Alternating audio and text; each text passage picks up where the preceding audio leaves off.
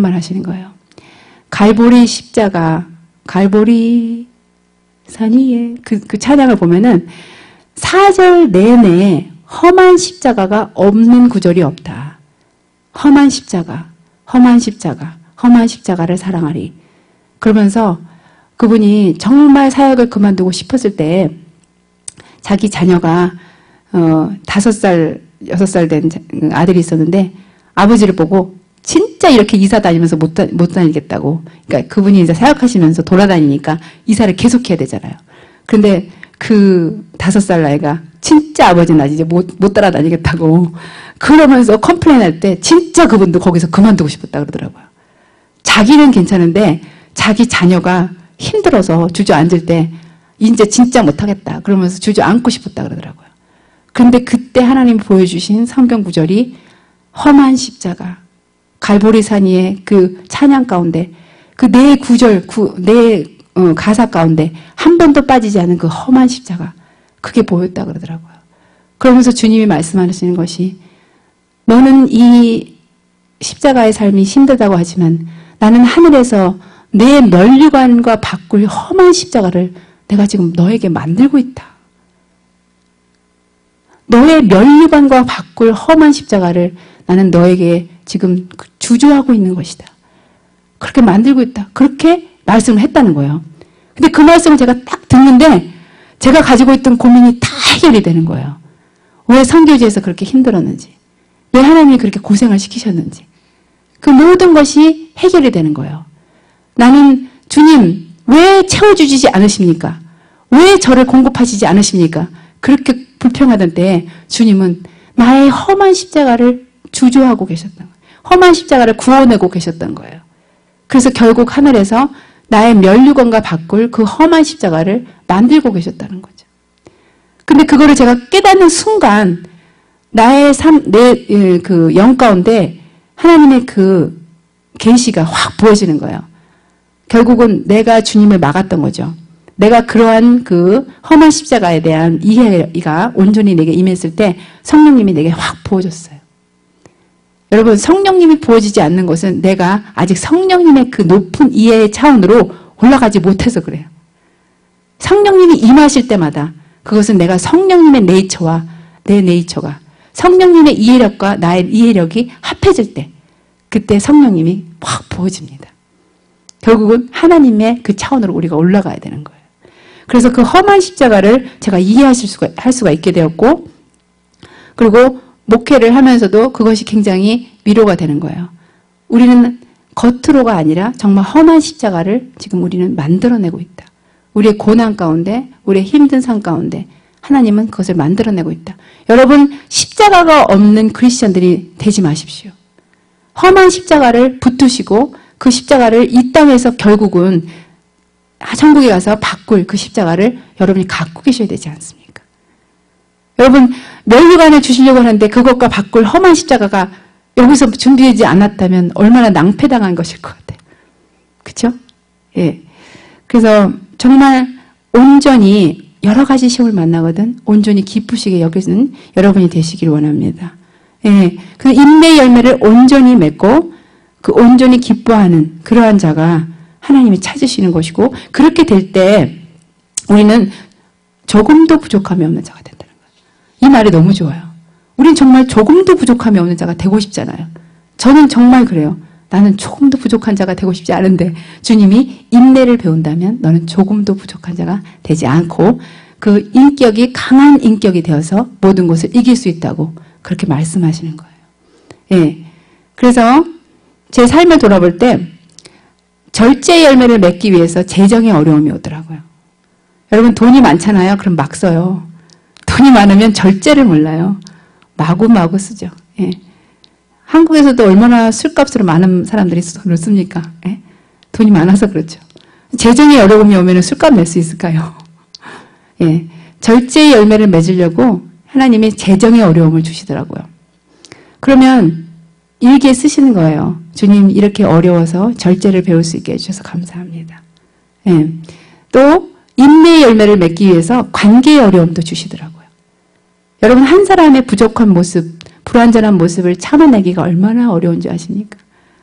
예. 그 한 사람, 그 관계의 어려움을 통해서 인내를 배우는 거예요. 이 관계가 조금 빨리 개선되기를 원하지만 계속 그렇게 되는 이유도 주님이 내 삶 가운데 이 한 사람을 끝까지 인내할 수 있는 그 인내 열매를 맺게 하시기 위해서 그렇게 하는 것입니다.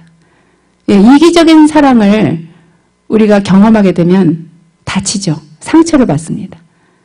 몸을 사리는 사람들, 그런 사랑을 받을 때, 그 거짓된 사랑을 받을 때 우리가 몸을 사리고 그리고 그것이 우리에게 상처가 되죠. 그런데 제가 그러한 것을 느꼈을 때 참 상처가 됐는데 우리 주님에게요. 우리는 얼마나 몸을 사립니까? 얼마나 이기적인 사랑을 드립니까? 제가 깨닫는 거는 주님도 상처를 받으시겠구나. 주님이 얼마나 사람을 잘 아십니까? 주님이 얼마나 우리가 역겨운지 아신지 너무나 잘 아실 거 아니에요. 주님이 얼마나 우리가 사람 냄새가 나는지 너무나 잘 아실 거 아니에요. 근데 주님이 어떻게 나를 이렇게 끝까지 인내해 주시고 있는가? 나의 이 불완전한 모습을, 나의 이기적인 이 모습을, 나의 몸살이는 이 모습을 어쩜 이렇게도 계속해서 안고 가실까? 그러면서 나는 또 생각하는 거죠. 내 옆에 있는 이기적인 사람을 나도 안아줘야 되겠다. 인내해줘야 되겠다. 그 사람 냄새 나는 그것을 역겨워하지 않고 나도 참아내줄 수 있어야 되겠구나. 정말 불완전한 모습에 옆에 사람들을 참아내시는 여러분이 되기 원합니다. 불완전한 아내를 안아주세요. 불완전한 남편을 안아주세요. 용납하시고 인내해 주시기 원합니다. 여러분의 모습도 여러분 자신이 인내해 주셔야 됩니다. 끝까지 인내하셔요. 여러분의 부족한 모습을 하나님은, 예수님은 끝까지 감싸 안고 가시기 때문입니다. 예.